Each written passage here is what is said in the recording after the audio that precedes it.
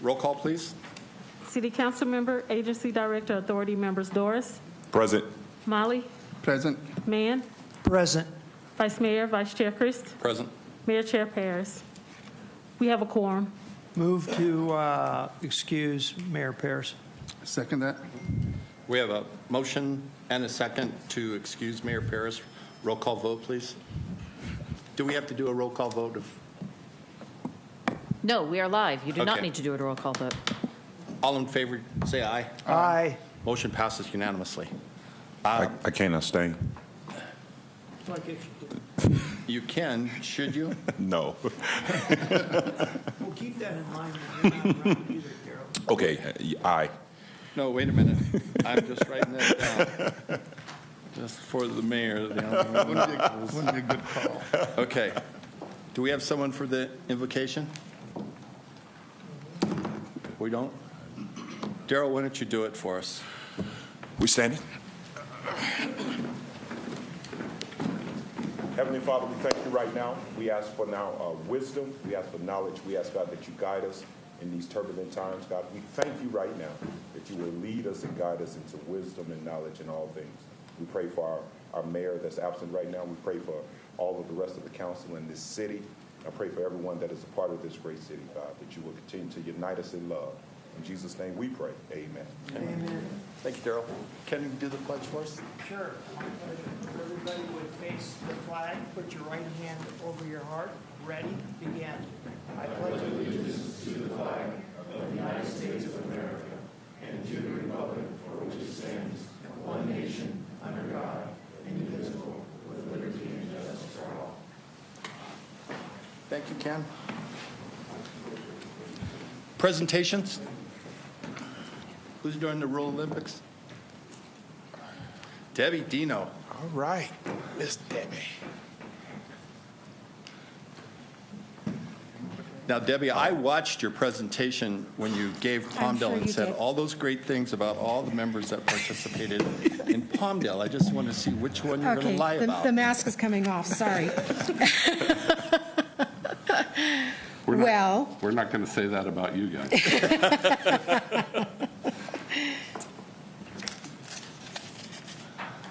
We are going to. Is that the Golden Sticker Award? This is the It Golden is. Stake. This was used originally in 1963 by, believe it or not, Newt Edwards and Bobby Edwards, Oh, your in-laws. my in-laws. Wow. we thought about this. And what we're going to do with this is keep it in the Rural Museum. Well, I should come down there. Yes, yes. I've got a safety eyes. It is sharp. And was that my wife's baby model? It could have been, I don't know. These are pictures of your father-in-law and Bill Rollins' dad. Is that your mother-in-law? We're not quite Or sure. is that Cindy? Or is that? Anyway, those are good questions. We are going to make this into a permanent display in the museum with a plaque behind it showing who won the council race. The city of Palmdale won the employee race, and this one will be the trophy for the. This one should go to Daryl Doris Yes, and Trelise. And Trelise. Yes. Yeah. But we'll keep this in the museum because this is Well, great. one of the originals. Great. Thank you for that. You want, come on up here.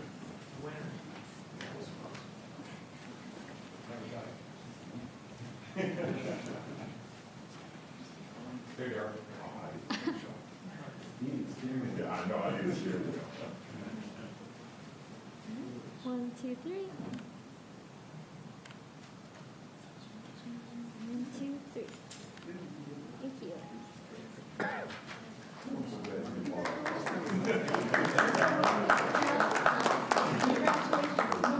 No more Willies.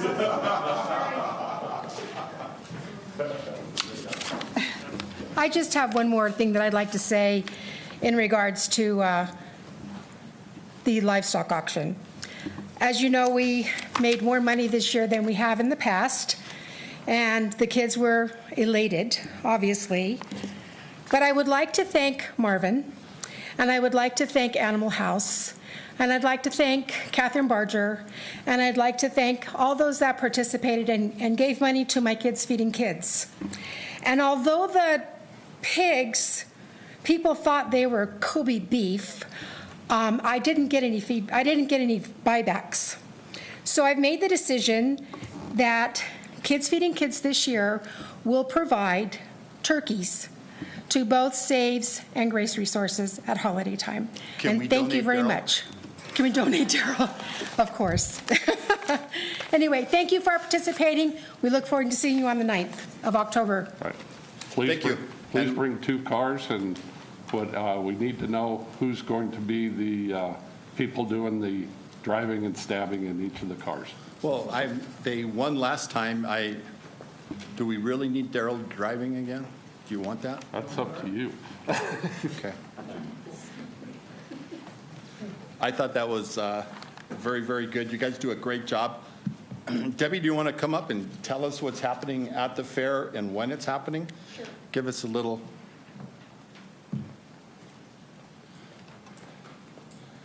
So Debbie is on the fair board. She's one of our newest members. She's only been there 8 years. Well, it feels like it sometimes, but 3. Thank you. So, as you know, we are going to have a scaled-down version of the fair this year, and we are calling it our Barntoberfest. It'll be a little different. We are not going to be having the concerts, obviously, but we're going to be having everything else. We're going to have the food, we're going to have the rides, we're going to have some different attractions, and we just hope you all will come and enjoy yourselves and be able to have a good time, because we've been cooped up for a long time, and we need to enjoy ourselves as a community. So hope to see you all. Thank you. Thank you, Debbie. So hope to see everyone out. That's October 1st, correct? Yes. Okay, we'll move on. Council actions to the minutes. I'll make a motion to approve the minutes. I'll second that. We have a motion and a second. Let's vote. Motion passes with 4 yes votes. Okay, move on to ED1. We're going to start with Dr. Trong, and then we've added one more thing to the list. It's just a vaccine update to kind of give you a heads up on where we're at with the vaccinations and who's out there doing what. So when you say you added it, does that mean it's going to be longer? I'm going to try to make mine very short. I don't know about Dr. Trong. He's got history. We heard there's this thing out there called a virus. It's a little bit, yeah. I'll try to keep it under 2 hours, if that's okay.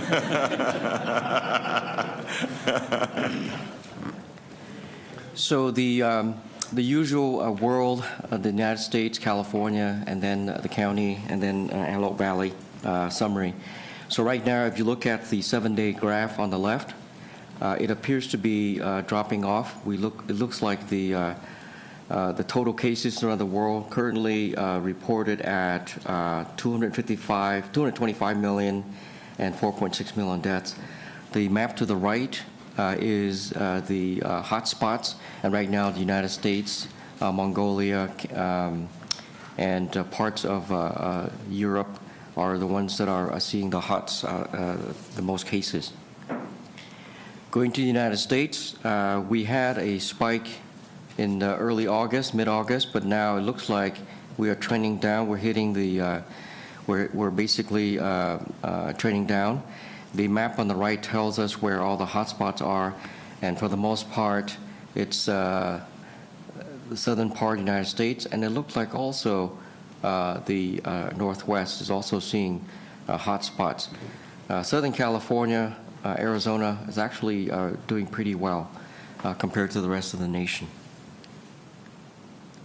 The total numbers here, we are now at 41 million cases in the United States, 661,000 deaths. The 7-day average is a graph, and the 14-day average we're still seeing 8% positive cases, 8% in tests. Hospitalizations are down, and deaths are now picking up, simply because deaths generally lag cases and hospitalizations. Is that an 8% positive, or that's 8% increase? 8% change from the past 14 days compared to the previous 14 days, so it's 8% more. This is California. Clearly, we are actually on the downslope as well, reflecting what's happening in the United States and the rest of the world. For our actual numbers in California, we have a total of 4.5 million cases reported, and for the past 14 days, 23% drop in cases. Testing is 31%, that's up. 11% hospitalization drop, and 29% positive in deaths. As I mentioned, deaths usually lag hospitalization and cases. The map to the far right is also the hot spots, and it looks like middle of California and Northern California are actually seeing the hot spots. LA is decent, and so is Orange County, San Diego, and the other nearby counties. Going to LA County in particular, here it's very favorable. You now see definite downslope. Hospitalizations have also improved in the past 14 days, 443 deaths over the past 2 weeks, and tests ranging at 2%. The total for as of a few days ago, I did this on Sunday, so a few days ago, our total was 1.43 million cases in LA County, 5,690 cases reported as of the September 11th, 9/11/23. And the graph is hard to see, but hospitalizations, as you can see, is down, and deaths following hospitalizations. This is the heat map of historical cases, and if you recall, in December and January were our worst months of 2021. Then it improved. We had a decent April, May, June, and in July it picked up again, and we were really moderate in August, and it looks like it's tapering off in September, and it's going to trend that way based on the cases and the cases reported. This map tells us the where the latest last 14 days, the most cases are per 10,000. It looks like Canyon Country, out of all the LA County, was the highest. And then these others, Lancaster is also, and Quartz Hill are also in the high range. So we're still seeing it in our areas locally, despite its improvement throughout LA County. And then the map here, the dark blue is Lancaster and Palmdale. I think dark blue is Palmdale, the light blue up here is Lancaster. The coastal cities are lighter, Sylmar, and then downtown LA area. The demographics have not changed year to date. Our younger population are the ones that are getting the infections, and the ones that are dying are the older population. And it stayed like that since the beginning of the pandemic. It's just that there was a large number of deaths in the older age group, so that number remains, even as we are now seeing less older patients being admitted. We're seeing 35s, 45s, and 55s, but yet the death still holds at the higher age. This is the breakdown ethnicity. Our Latino population remains the highest, followed by Black, and then other. Other is the Native American and people with multiple races, and then white, and then Asian. The graph on the right is really telling. Our Latino population makes up about 39% of the population, but has the most deaths, and that's the graphic presentation there. So what's the forecast? The Ensemble Forecast, the 22 organizations that predict, it looks like everyone's trending down, predicting up to October 2nd. So it looks like it's trending down, and predictions for LA County very similar, mostly trending down. So going forward, the next, at least until October the 2nd, they're predicting a downtrend of cases. The orange line is the predominant strain, and right now it is Delta. It's 98 to 99% of all strains. There's a lurking strain called the Mu strain. Mu is a Greek alphabet equivalent to the letter M. It's pretty scary. It looks like it's causing a lot of problems elsewhere in the world, but so far it's less than 1 or 2%. But that's a variant of interest. Not concern yet. It's of interest. I presented the last time, if you had your Pfizer vaccine, the 2 doses, the chance of you getting protected from infection or symptoms is 79 and 88%. 96% protection from being hospitalized, and the red is the Delta. Same thing in Canada, 100% no hospitalization or death if you had the 2 doses. In Israel, you get infection due to Delta, protection only at 64% and symptoms at 64%, but you're still protected against hospitalization and death. So as the Delta is circulating the United States and throughout the world, and it's as dangerous as it is, if you had your vaccine, you should be okay in terms of hospitalization and death because it protects you substantially. But it's a case for boosters. It is. It is the case. This came out of UCLA. Basically, it's a study looking at about 100 patients. Basically, they followed people who've had the infection. And the question is, how long does natural infection antibody last? In this study, they went up to 90 days. They showed that 90% of patients who had the infection, after 90 days, their antibody starts to level off. That's only 3 months. This is among the shortest study. The next study here, published in Nature, they were able to show 578 patients in Barcelona who had the infection, and it went out to 180 days before they start to drop off their natural antibodies. So 6 months. So multiple studies, 3 months, 6 months.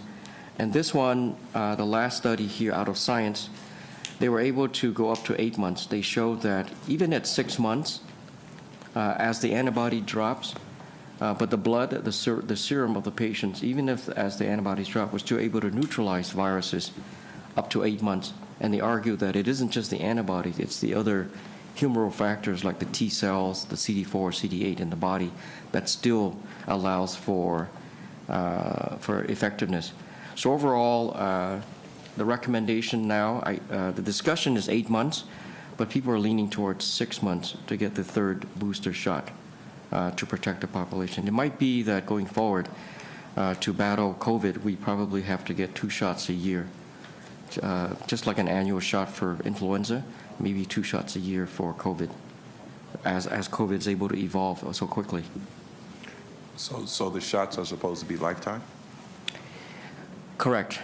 Until we basically are able to eradicate, but we can't eradicate influenza. So wait, let me make sure I asked that right. The shots, immunity for us is longer. When we get the shots for COVID, correct. It lasts the length of our lifespan, is what you're saying? Correct. I'll pull another. There are 2 studies that show that patients who had the vaccine, their antibodies are able to persist longer and are able to be effective against the virus longer than the ones who had received, who had natural infection. And that's this. In fact, this study just came out a couple of days ago, published by the CDC. So apparently, Kentucky at the beginning, the state of Kentucky at the beginning of the pandemic, tracked everyone who had a positive test. It's assumed to be infection. And then they also tracked everyone who had the vaccine. And it turns out that there are patients who had the first infection to the alpha virus, and then they had the second infection due to the delta virus. And there are patients who received the vaccine after the alpha virus and those who did not receive the vaccine. They're able to track. And the numbers are pretty interesting in that Here, if you had the infection and you got vaccinated afterwards, your rate of reinfection is at 20%, versus you had the infection, but you didn't get vaccinated, your rate of infection is 72%. So you're about 2.34 times higher. Even after you've had the infection, you had natural immunity, and then you get reinfected, it's two times higher. If you had one shot, you're still 1.56 higher. So you had natural infection, get the shot when you're ready, so that doesn't happen to you. I'm glad you brought that up, because that's Yes. a major battle in my community that I'm looking at as far as African American. When I say my community, Lancaster is my community, but African American. One of the biggest battles that I've been hearing about the vaccination is, first thing people say is you can still get it, even though you've been vaccinated. They are now living by that. You can still get it. So then the argument was, well, you get it, but you won't die from it. Right. So what is it that we should tell people? Because at one point it was kind of, I don't know if it was just misinformation, but people felt if you got the vaccination, you wouldn't get COVID. Then people started getting COVID even when they were vaccinated. But from what you're saying, they're the low percentage of people that got reinfected. Right. Is that what you're saying? It's less That's than correct. 20% that will happen to. Yes. So what they're doing is sensationalizing the people that got it again by making it bigger than what it is.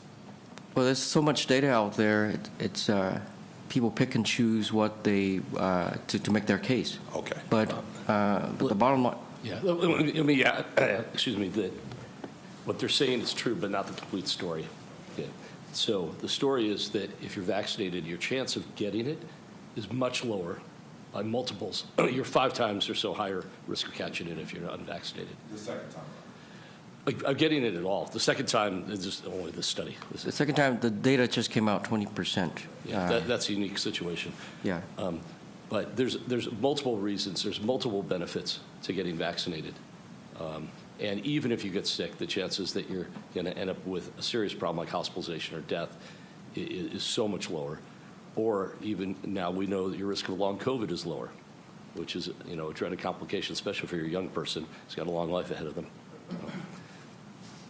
So I take it then, and I'm sorry, I keep jumping in. I take it, so I notice I don't hear herd immunity anymore. So is the reason why we're not saying herd immunity anymore is because we feel that the natural immunization is so short that we can't use that term anymore? Because I notice I'm not hearing people say that at all. We're just totally pushing getting shots. Herd immunity occurs when the entire population, about 70 to 80%, has the antibody either through natural infection or through the vaccine.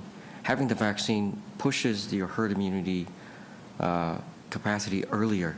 Let's say if you waited, because influenza, when it went through the world back in 1918, it took 3 years for the world to get rid of influenza, that strain, because it took 3 years for the whole world to get infected and develop herd immunity. We didn't have vaccines at that time.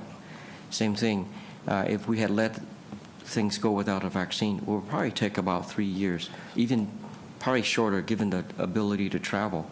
But with the vaccine, you push herd immunity up so that it prevents less illness, less death, less hospitalization. We are seeing some examples of what herd immunity could look like if you looked at the state of Vermont, right? They're kind of isolated up there, and they're very heavily vaccinated. Yes. They're not having problems like the rest of the country's having. Secondly, there's 7 billion people on planet Earth. If you go back to the 1918 pandemic, as Jonathan said, the pandemic didn't end until everybody on planet Earth was either dead or immune. And the only way to get immune was to get the infection and survive it. Today, we have a choice. You don't have to get the infection. You can get vaccinated. You get vaccinated, you're probably never going to get the infection. But if you do, you're not going to die. And if you do get it, you probably won't get long COVID. And you definitely, the chance of giving it to someone else is far reduced, and you probably won't cause mutation. On the other hand, you could risk it, don't get the vaccine, and think of it as a forest fire.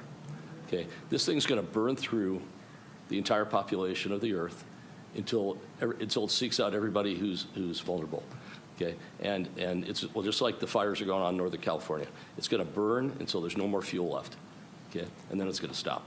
So we still have, if you estimate that 2.5 billion people or so have been vaccinated, fully on the planet, nearly that.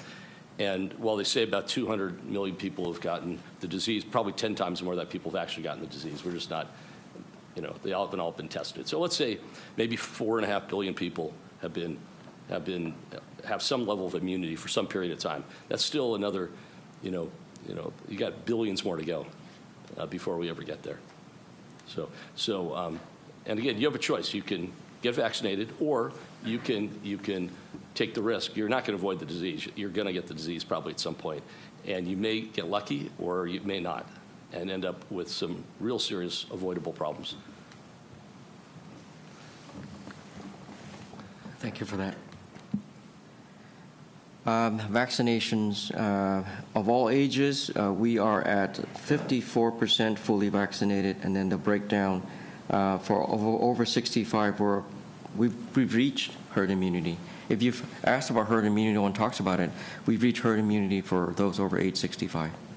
So, and it's true, we don't see that in the hospital anymore. Very rare do I see someone over age 65 hospitalized these days.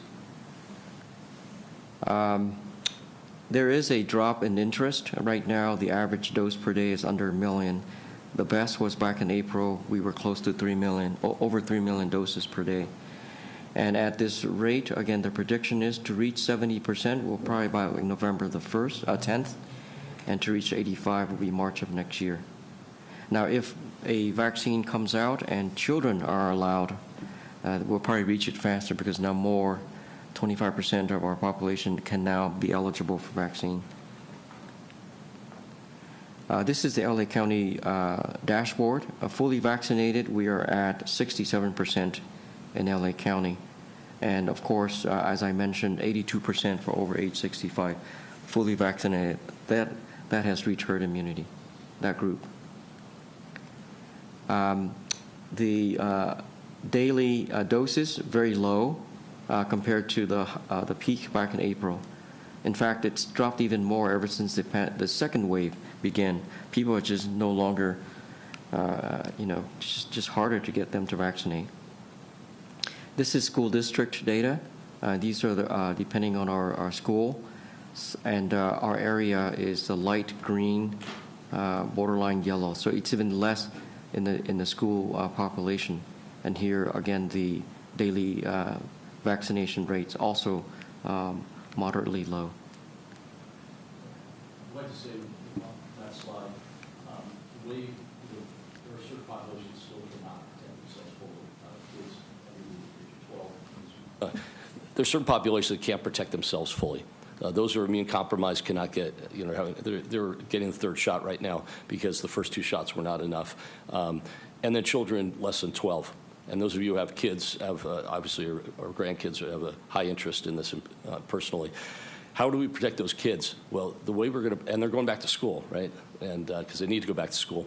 So the way we're going to protect them is to vaccinate everybody around them. Every adult, everybody 12 and older can get vaccinated, and then everyone's going to mask up, and then everyone's going to play outside. If it was up to me, we'd have school outside. That would be the whole school year would be done outside, But that's how we're going to protect our kids. Thank you. This is the breakdown ethnicities of those who are various ethnicities who have received the vaccine. The green is Black African American, orange is Latinx, the red is white, and the orange color maybe is the Asian. And basically, it hasn't changed since I last presented. There are certain groups who just are less likely to get the vaccine. And this is, I think, the last slide. We are at Lancaster and Palmdale. Basically, here you see that we are at 57.6% in Lancaster and 66%. So we're pretty decent, but it would take us longer to get to the herd immunity 70-80% range. And I think I turn over to Jason. Thank you, guys. As a result of a lot of times we talk about the vaccinations and our efforts to increase vaccinations, thought it'd be good to just do a weekly update or at the council meeting update on where we're at with vaccinations. So we've done our scholarships programs, as you guys know, through you guys, and we've vaccinated close to 800 in that process, and that expires September 30th. Our welcome back events, we've had them at our events as directed by the council. We've had nearly 50 at each one of those events. That's the Monday Night Bites as well as the welcome back event. The school sites, as the doctors mentioned, that the schools are getting challenging with getting their students vaccinated. Well, each one of those school sites, Paraclete will have one September 17th and October 8th. Lancaster school districts will be having mobile clinics on September 18th at Paiute, 25th at Mariposa, October 9th at Desert View, 16th at Paiute Middle School, the 23rd at Mariposa, and November 6th at Desert View. And Antelope Valley College is having mobile vaccination clinics Tuesdays and Fridays for their students. And on September 25th, Kaiser is sponsoring not only a regular flu shot, but also a COVID flu shot super event at the Jethawk Stadium on the 25th.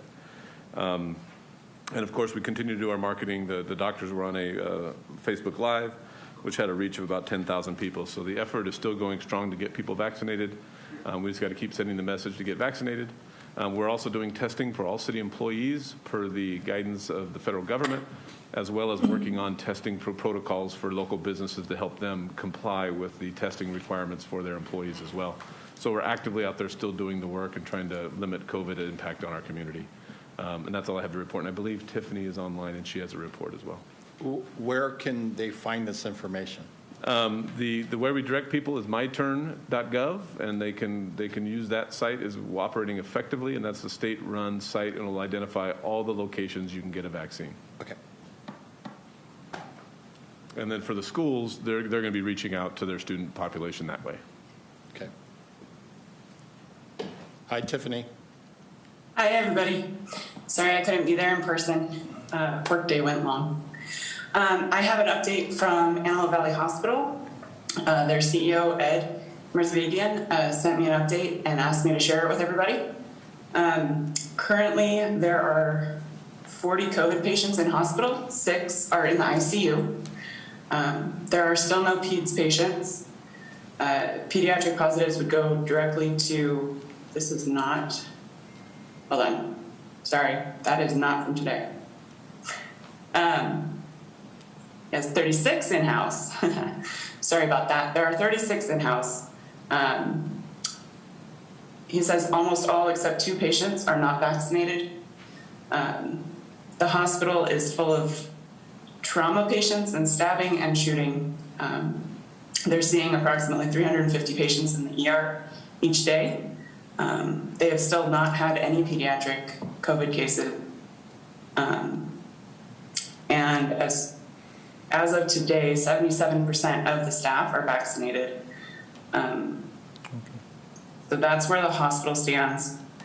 And just touching on the city testing, there are a lot of people getting tested through there, and I think that it will work as a model to open up testing as needed for other employers in the area. So I think that'll be a good thing. Okay, thank you. Anything Thanks. else? Jason? I think that concludes the presentation unless you have questions. I do. I have, Donna? Yes. You want to come up?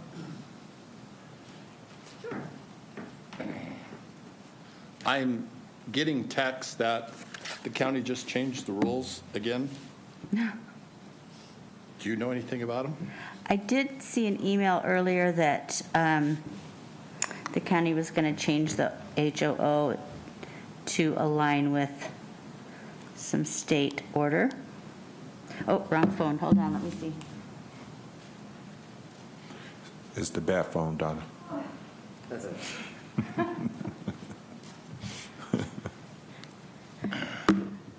Let's see if I have an update. I did get word this afternoon that we were going to be seeing something. Marvin, while she's finding that, can you explain if there is an update with the county that our hands are kind of tied with that? Because a lot of times people think that we're making it the rules when it becomes more.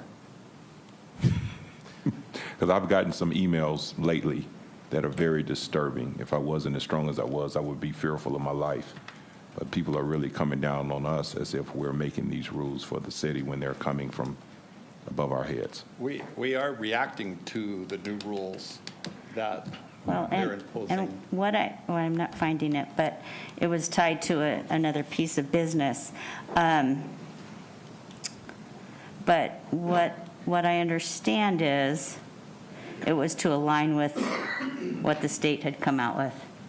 As far as the amusement parks and the fares to the amusement parks? Yes. Yes, because I was working with Mr. Jacobs on that. And I do have a missed call from him as well, so. So do I. I'll be working on it. That's why I asked you if Gotcha. you could inform Would us. you let him know that I see his missed call? And that I'm working on it? That's your job. Okay. Are they shutting down, or what are they doing? Are we shutting down? I mean, what is the amusement? What is it? No, this is in regards to, no, it's just regards to the guidelines for the fairs. Okay. Mine says the new mandate's starting on the 20th for everyone. So the problem is that the state of California classified fairs as amusement parks. Right. The county classified fairs, our fair, as an event, which made us say that they have to wear masks. Correct. And then they came back and the county stated that it was because ours is not permanent, which we responded Magic Mountains is not permanent. It is a seasonal like ours, and we have a permanent location. It might not seem like it's permanent, but there's a lot going on there for the community permanently, because the county, Donna, Yes. uses our facility Yes. for an evacuation center. I understand that. So they do that, and we use it, but they're classifying us differently. Alice, did I say that right? So the state of California classifies the fair as an amusement park. That's correct. Correct. The county has rules with regard to amusement parks and rules with regard to events. The county was applying the event rules to the fair Correct. rather than the amusement park rules. And we took issue with that. Correct. And this is I will why. follow up with you. And this is why there is so much resistance from people out there about the crazy leadership once you get above the city of all the nonsense that takes place. Because this is a great example of that. So if somebody says, Ken, are you frustrated? Once you get above a city, from a standpoint of somebody being an elected official, that's where the nonsense begins. And it's with the county and it's with the state. And then they step back and wonder why people get frustrated with them. Duh. Or they think we're passing the buck. We're not taking responsibility when, again, our hands are tied. Yeah. And so. So frustrating. I just, it just amazes me of the stupidity. No, we are responding now. We are, I learned of this a couple weeks ago.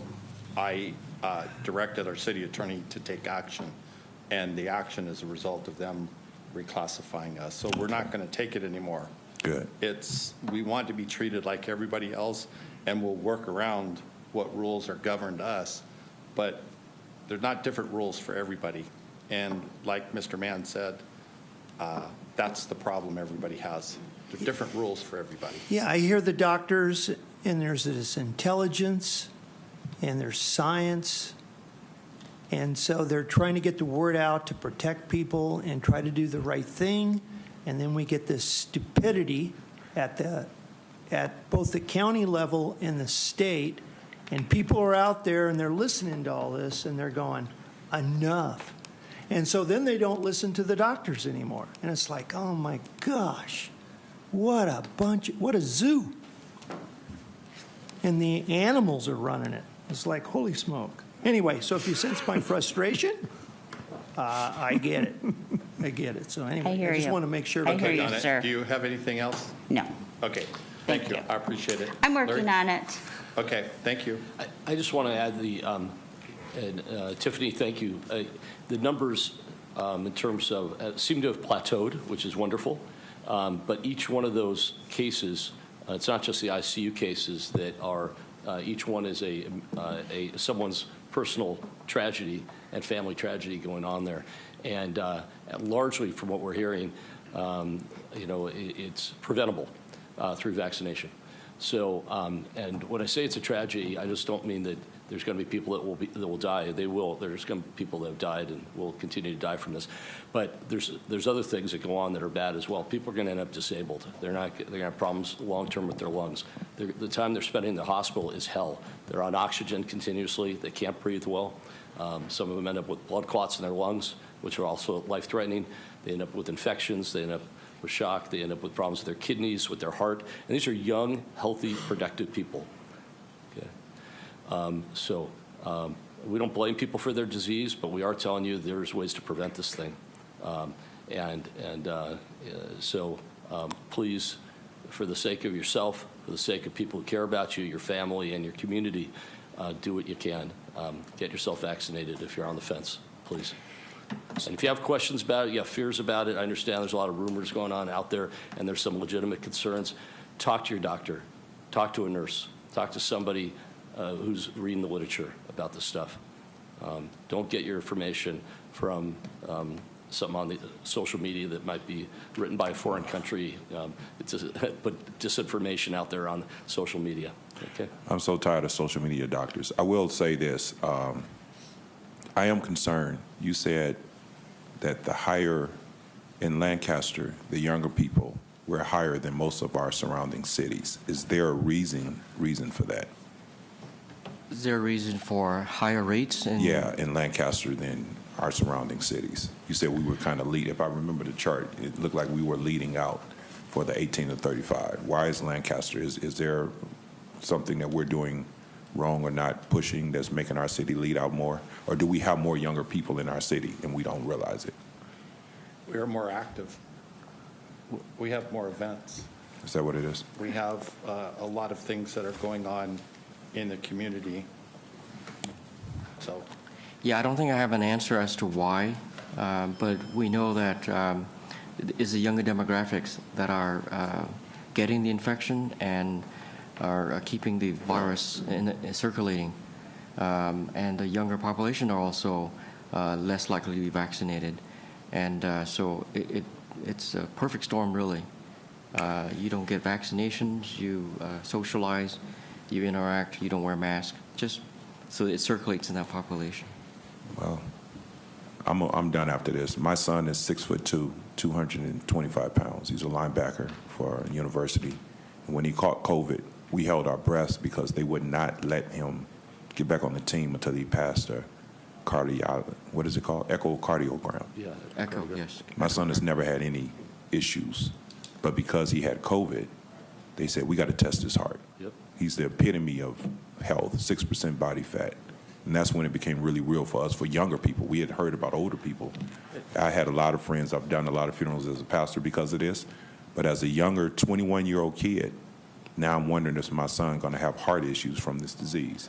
So, While we hope not, all you have to do is go on YouTube and listen to the testimonials of people throughout the country, predominantly right now in the southern part of the country, who are doing deathbed confessions saying, I should. I'm going to take this off. Excuse me. There's people all over the country making deathbed confessions right now saying, I should have gotten the shot, because they're sick and they're scared and they're dying, and they're trying to tell people, try and learn from my example. But we don't have to wait till somebody you care about is sick to learn this. You can learn it from the people that have it right now. right. Right. He's fine, by the way. Had 10 tacos last week. I just want to let that be known. all at home.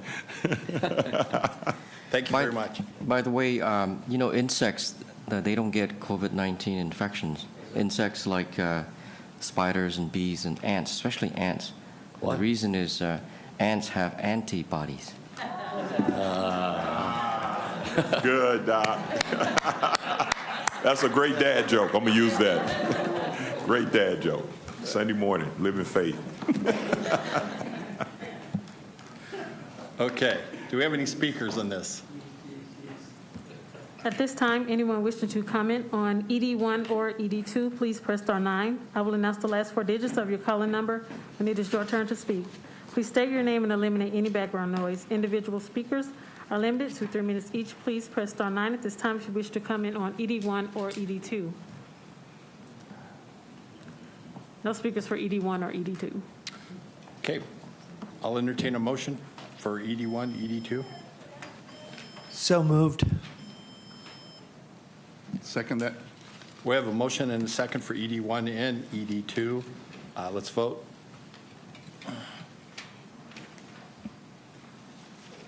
Motion passes with 4 yes votes unanimously. Consent calendar. We have any speaker cards on the consent calendar? At this time, anyone wishing to comment on the consent calendar, please press star 9. I will announce the last 4 digits of your calling number when it is your turn to speak. Please state your name and eliminate any background noise. Individual speakers are limited to 3 minutes each. Please press star 9 at this time if you wish to comment on the consent calendar. No speakers for the consent calendar. Okay, I'll entertain a motion, CC1 through CC10. Mr. Chairman, confirming that we are going to vote separately on JPA CC1. Did I include that? You did not, just clarifying to make sure it's 100% ready for the Okay, record. thank you. So move. I'll second that motion. We have a motion and a second for the approval of the consent calendar is currently comprised CC1 through CC10. Let's vote.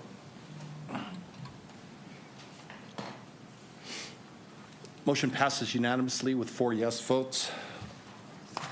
We will move on to JPA CC1, which is a separate resolution. And there's 2 resolutions on this that we have to look at. Do we have a presentation on this?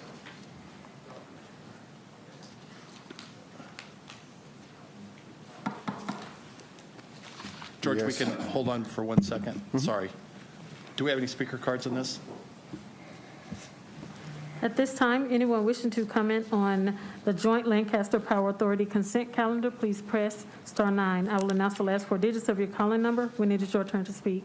Please state your name and eliminate any background noise. Individual speakers are limited to 3 minutes each. Please press star 9 at this time if you wish to comment. No speakers at this time. Okay, I'll entertain a motion for Resolution 2149 and PA 1-21. I make a motion. So move. Second that.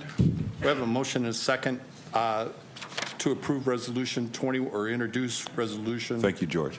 We're adopting it, correct? We are adopting Resolution 2149 and adopting Resolution PA 1-21. Correct. Let's vote. I think George wanted to give his presentation. Yeah.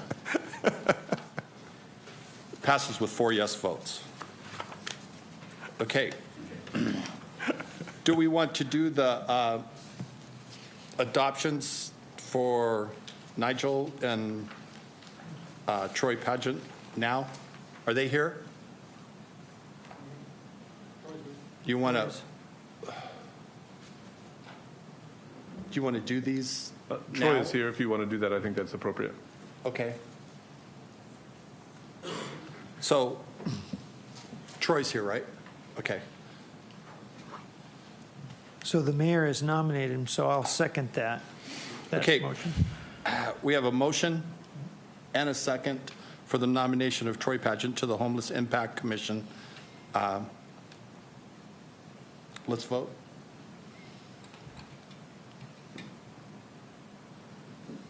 Passes unanimously with 4 yes votes. City Attorney, can you come and swear him in? Troy, can you come up here?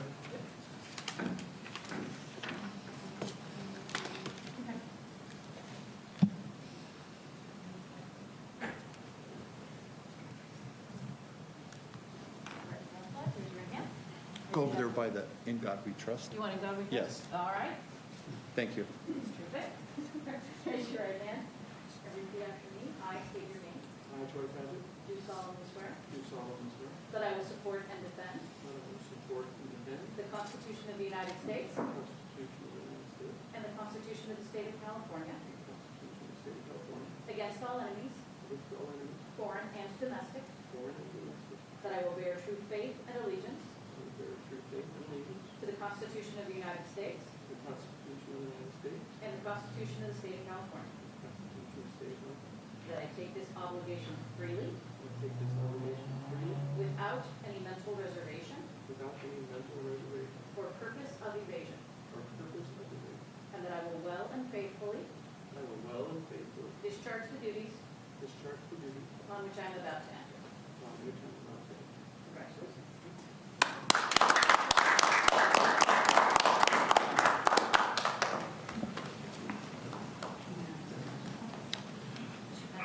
Congratulations, Troy. We'll do Nigel's at the next meeting, if he's here.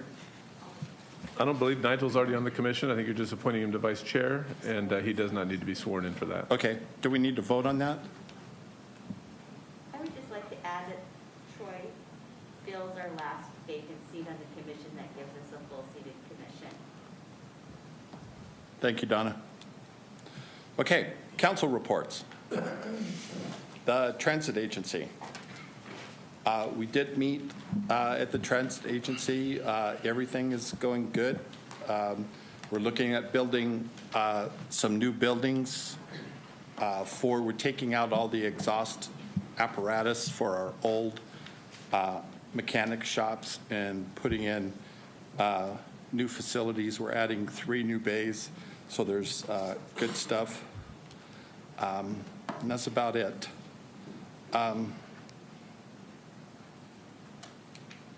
The SCAG transportation, Daryl? Yes, we had our monthly meeting, and some of the highlights were related to the Riverside County Transportation Commission and their review of or evaluation of a new passenger rail service that would provide service between Los Angeles and Coachella Valley. We also did an update on SCAG's broadband program, where they're trying to get broadband wiring to underdeserved areas. I brought up a concern about we can have high broadband speeds, but if they can't pay the bill, it doesn't help. Broadband speeds for that price every month is expensive. So I was trying to see what would they do for once they get it there. I know what I pay for 100 gigs and up. Do we have any type of programs to help the underdeserved communities to pay for that? So they're going to look into that also. Last was the North County demand for transit. And again, they're doing all of these surveys down the southern part, but not necessarily testing the northern part. So I made sure that they do their surveys up in our area also to make sure that we're getting our fair share of whatever monies is needed when we have to add transit and different things so the ABTA can continue to run excellent. Thank you, Daryl. All right. Council reports. Can you have any on Destination Lancaster? No, I'm all good. Thank you. We're hearing that Destination Lancaster is going to have a new partner maybe with the city of Palmdale joining forces. Well, we would hope. So to Okay. see if they can get their problems straightened out. Okay, that sounds good. That hotel looks nice. The other council report would be the Sanitation District. We were successful in refinancing all our obligation bonds, and I think it was a savings of a little over $4 million.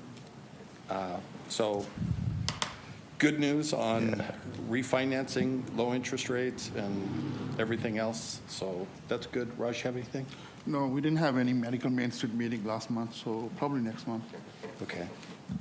And we did have the Kiwanis Junior Livestock Auction where all the council did participate and the city did participate, and Daryl participated in the bells. Did you see that? Yes, I thought that was All right, let's clear wise that of up. him to make sure that he spent enough time with the ladies. Okay, so I just happened to wear the same color that the ladies were wearing. I think men look good in pink shirts, and I wore I a saw pink the. shirt. Did you see the membership And picture? so it I cost saw the me a membership. membership in the Bells, but I was willing to pay it since it went to a great cause. Yeah. Real men wear pink. Yeah. Okay. Congratulations, belonging to that group. That's a great group. A great picture with them also. Yeah. So do I. That- And it is a great picture. And Daryl, just to let you know how good he is the only male in that group. You will not shame me. That, I think it goes along with his man purse. does. Befitting. You will not shame me because I'm stylish. Okay, we'll move on through that. There's nothing on the Housing Authority, nothing on the Finance, nothing on the Successor Agency. City Manager. Yes, sir, thank you. As you've seen out on the streets, there's a significant amount of road work going on. I want to say we apologize for that, but we don't, because we have the responsibility and the obligation to maintain our roads. Our capital team is working as hard as they can, as well as our contracting partners. But you'll see on Avenue J, 20th Street, 25th West to 15th West will be happening night work. 10th West to Challenger Way will be under construction or is under construction, and Avenue J8 through 15th and 35th West will be under construction, and Avenue L to 15th West to 30th West. So there's going to be a significant amount of construction happening. Following that, it's going to be Avenue K, and then some additional street work downtown. So bear with us as we do those things that the council has directed in maintaining our streets to the most effective level, and we give a shout out to our capital team for doing that. We also want to give a shout out to our parks team and mention and push LPAC. We just did a comedy festival this weekend and more shows coming up. So it is fully operational and open for business. So we encourage residents to come and participate in what we believe is a great season of not only great entertainment, but also great service there at LPAC. So come and partner with us. And of course, our upcoming events, we have a number of events coming up. Bark at the Park, October 2nd. So bring your dogs out and enjoy that event. And a new event, Haunt at the Hangar, will be October 16th. As a result of, instead of the Boulevard, which typically happens on the Boulevard, we're doing a Haunt at the Hangar, utilizing Jethawk's facility to do a haunted house and some festivities. We'll do pumpkin carving, thanks to Calandry Farms and some of their efforts in growing pumpkins. So we've got a number of different activities going on there at the Haunt at the Hangar, October 16th. And of course, backed by popular demand, Field of Drafts. I think it is still legal to drink beer. So we will be drinking beer November 6th at the Field of Drafts, which is also at Jethawk Stadium. And Magical Boulevard Christmas, December 11th, will be coming up. And that's a shout out to our park staff and everything we're doing here. And we got one video as relates to the welcome back video that you all participated in on the Boulevard. So we'll do that quick video and then I will be done.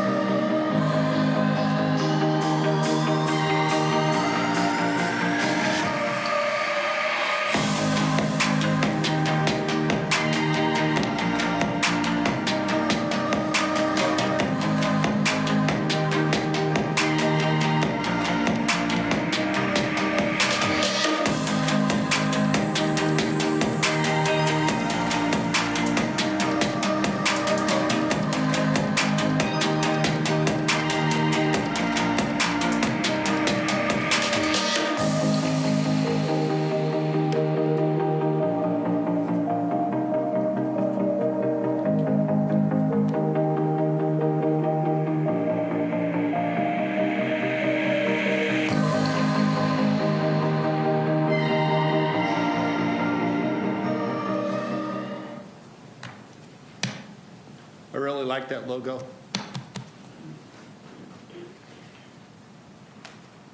You had a little bit to do with it, sir. You completely outvoted staff on that one. Correctly outvoted staff. I was at the event. I thought it was outstanding. They did a great job. One thing I did, I went on a tour of the hotel, Western Hotel. Sorry about this. You forget. It was an awesome event, and I thought the city did a great job, and staff did a great job, and the spirit of the city was very good, and a lot of people enjoyed it. I learned something, though. I went to the hotel, the Western Hotel, and I went on a tour. If you haven't been there, it's amazing. And what I learned is that actually during the 1918 pandemic, that hotel served as a hospital for town. So it's actually probably the first hospital in town, and so it's a great history here. Well, Ken would know what the first hospital was. He was born in the Western Hotel. I thought it was a manger. Okay. Must be my night tonight. We're going to move on. City Clerk. Away in a manger. This is the time to address the City Council Agency Authority on non-agendized matters. Speaker cards can be found on the back table of the council chambers. For those who are joining telephonically or virtually and would like to comment on non-agendized items, please press star 9 at this time. I will announce the last 4 digits of your calling number when it is your turn to speak. Please state your name and eliminate any background noise. Individual speakers are limited to 3 minutes each. Please keep in mind, state law prohibits the City Council from acting on items not listed on the agenda, and your matter may be referred to the city manager. Thank you. No speakers joining telephonically or virtually. We have no remote speakers. We have several other. Captain, you might need to sharpen your pen or a pencil, because we have a lot of them that you need to take some notes on. I cannot pronounce the first. I can't read it. It's OFSO.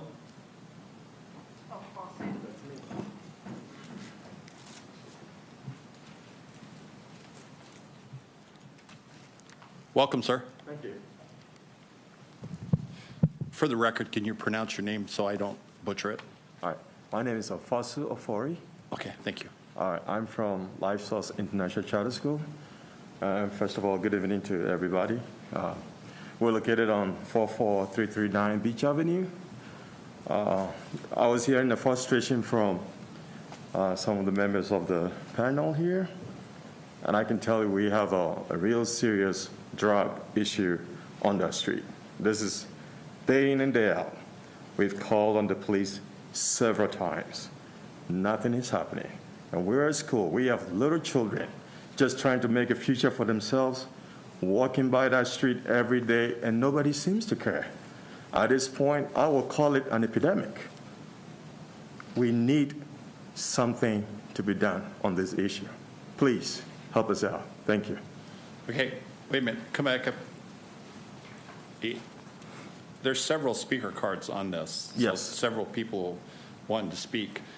Do you want to speak with the captain directly, or do you want to all speak with us? Because we can have him talk with you and you guys can get the problem fixed. I think we've gone through the process to a very far extent, and at this point, we want you guys to hear us out. Absolutely. My colleagues will let you know on their side how they feel about it. Thank you. Absolutely. Thank you. We will listen to him. Thank you. Adrian Lopez.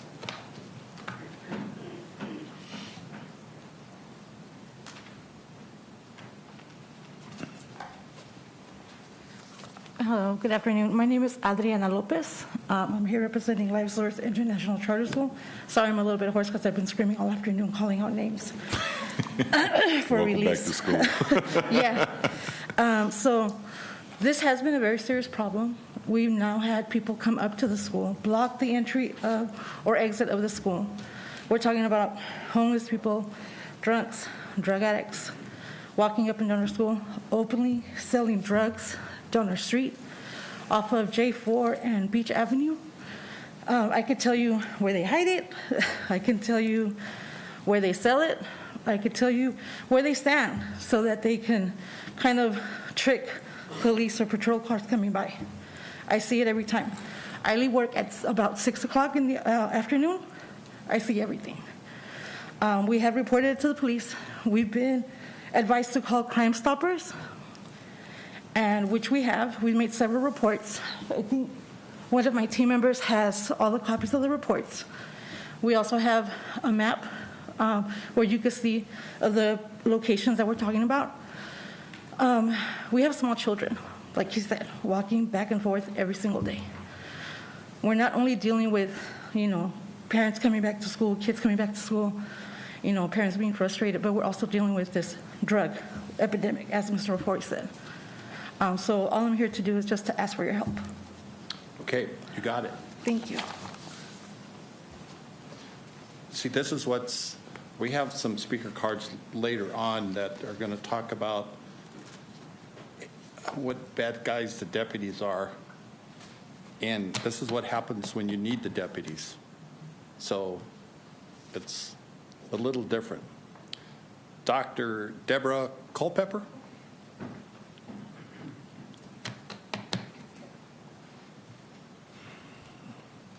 Welcome. Thank you. Hello. How are you? Council, I'm doing well. Thank you very much. Daryl, good to see you. It's been a long time. Yes, it has. My name is Dr. Deborah Culpepper Forey.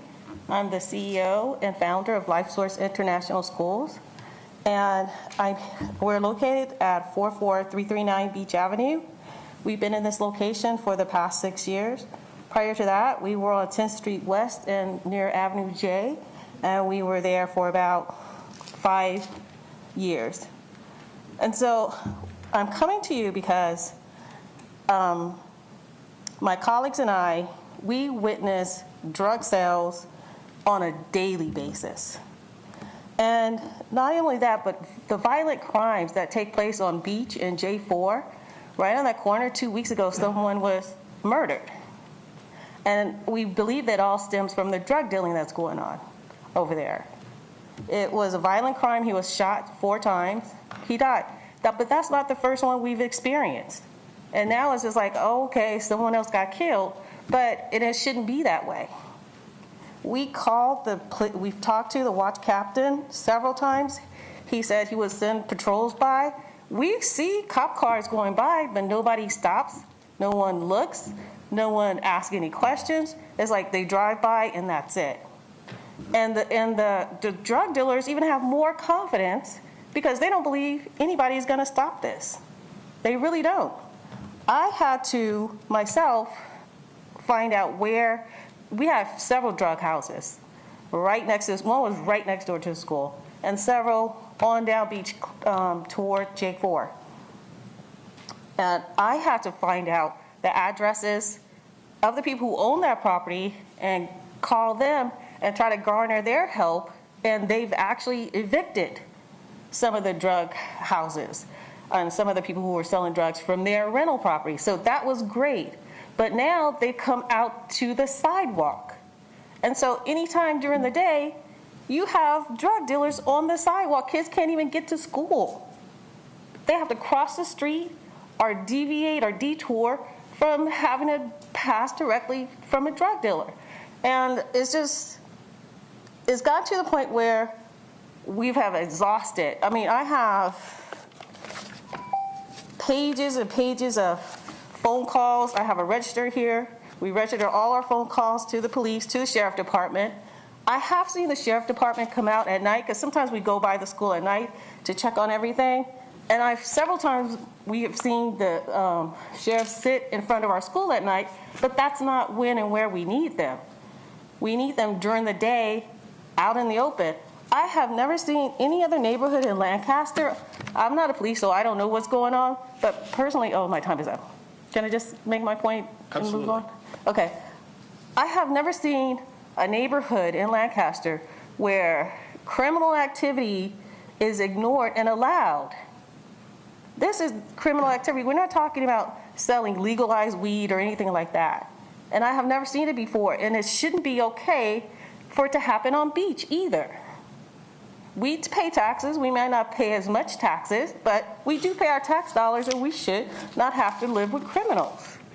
And so I do have a map here also of exactly where they stand now on the curb and the tree that they hide the drugs in. Sometimes I can't even get down the street because I have to stop and wait till a drug transaction happens. And they won't even move. They just stop in the middle of the street now. And so we're just really emotional about this whole situation. We need someone to come and take surveillance. We're going to fix it. Perfect. You don't we'll fix it. Thank you so much. I really It'll appreciate you. happen. We'll fix it. You don't have to justify anything. Okay. You're absolutely 100% right. You need the deputies' help, and we'll make sure that you get their help. Beautiful. Thank you so much. Okay, I thank appreciate you. all of you.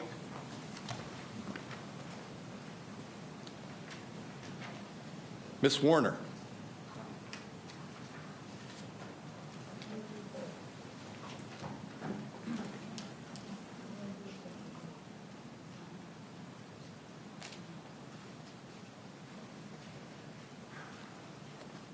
Welcome. Good afternoon, everyone. My name is Tamisha Warner. I'm also an employee at LifeSource International Charter School. My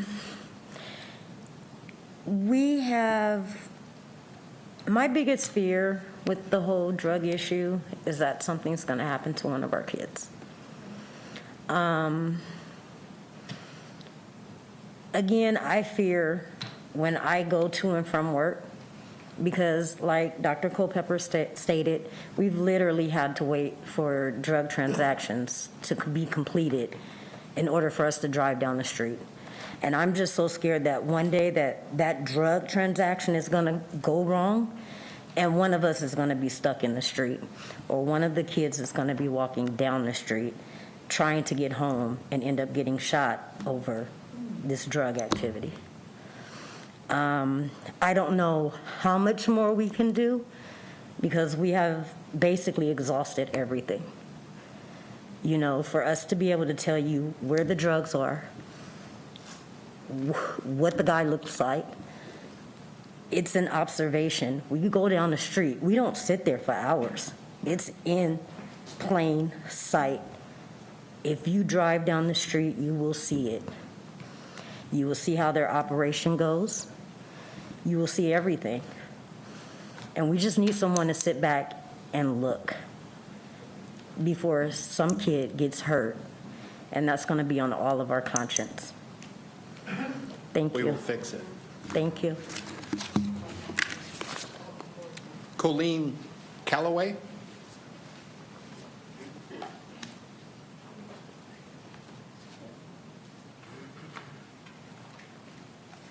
Hello.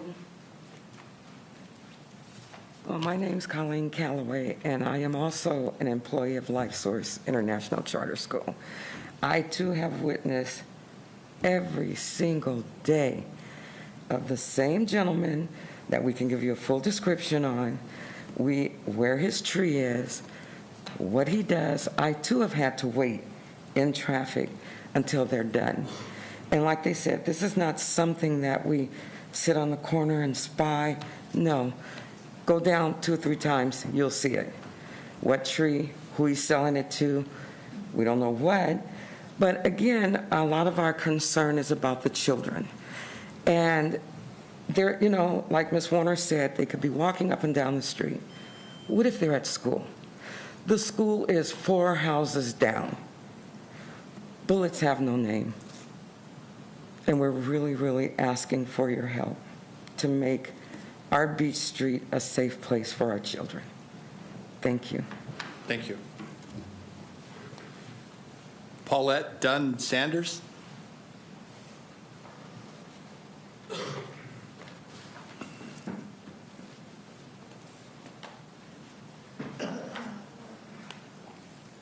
Welcome. Hello. Thank you for having me. Glad to see everybody's here and everybody's in good health. I'm here to do a presentation, but I was told that this might not be a good time to do that I need to schedule that. So if... For a presentation? Yeah, for my organization. I'm a founder and organizer of an organization, Stopping Pressure on Teens.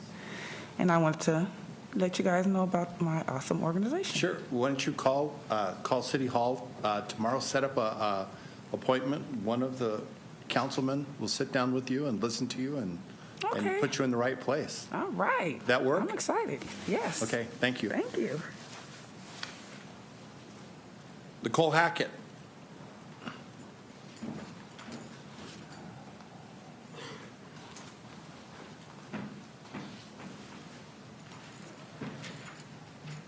Good evening, everyone. My name is Nicole Hackett. I am the principal at LifeSource International Charter School. Several of my colleagues have already spoken to you all about the drug issue and the crime that stems from that particular issue. I know that I framed it from the perspective of school safety, because we can't have a safe school with everything that's happening around that area.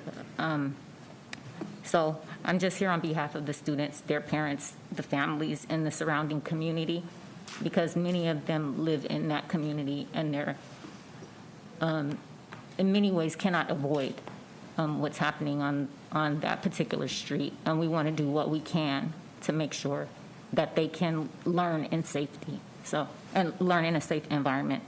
So we are definitely requesting your help so that we can make sure that happens in our community. Thank you. Make no question, you will get the resources that you need to make your school safe. It's good to hear. Thank you. Thank you for coming. Eugene Hernandez.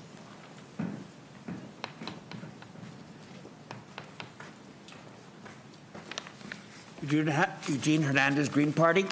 This weekend, I read the county's report that, as I understood before, there is sheriff's gangs within the departments of Lancaster and Palmdale.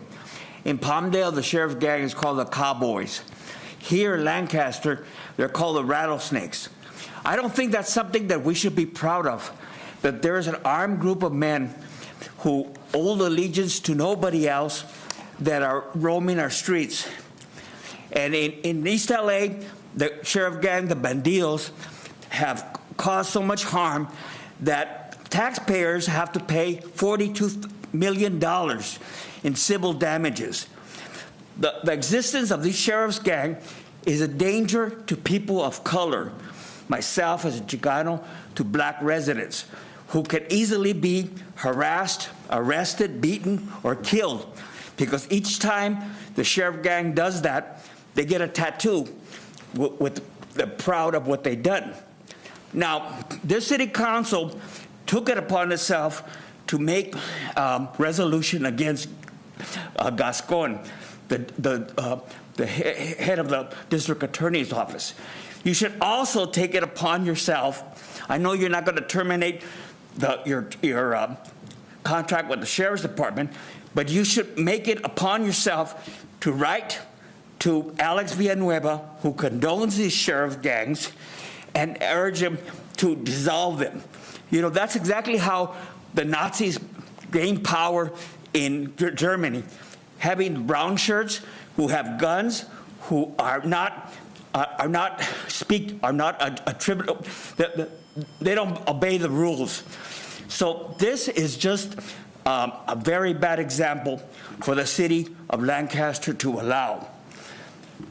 I personally have suffered discrimination here in our Lancaster library. There's a sheriff deputy there. Her name is Jessica Sandoval, who, when the day the library opened, I asked the librarian, John, whether the budget for the library includes payment to this sheriff deputy. He said yes. And this whole year, they have been unable to buy books, yet the sheriff deputy harasses me every single time I go to the library, following me. I want that investigated by the city as well. Thank you very much. Just so everyone knows that no, thank you, you're done. The city of Lancaster does not like gangs in any form, nor do we tolerate them. So our captain is well aware of that and does not tolerate it at our station. Let's go back to the J4. Do I need to yell and scream and say, let's get something done? Can we have it fixed by next council meeting? We will definitely put something in place, and we're going to have to work with the other investigators from that crime that was mentioned earlier, but yes. Okay, and I want some of these people to come back and say, attaboy, okay, that we did something, and this is, what they've done is come to us in the proper manner, respectfully, and ask for our help. Let's give it to them. Yes, sir. Okay, thank you.